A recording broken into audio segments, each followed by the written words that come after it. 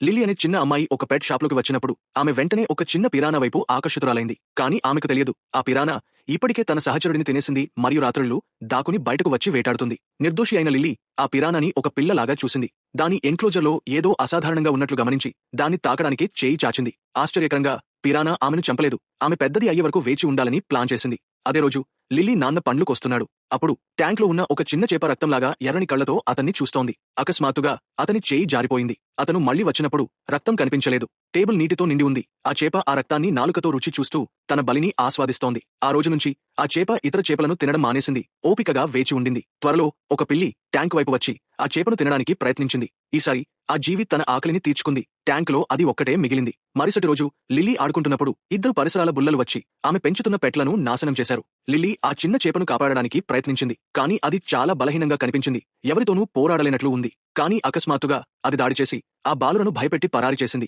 Lily ఇంటికి తిరిగి వచ్చినప్పుడు ఆ జీవి తన నిజ స్వరూపాన్ని ఇక దాచలేకపోయింది. దీంతో ఆమె నాన్న దాన్ని తిరిగి పెట్ షాప్కు తీసుకువెళ్లాడు. షాపు యజమానితో వాదిస్తున్నప్పుడు లిల్లీ ఇప్పటికే మరో చిన్న పెట్పై ప్రేమలో పడింది. ఆమె తాను ఎంత పెద్ద ప్రమాదం నుంచి తప్పించుకుందో తెలియదు.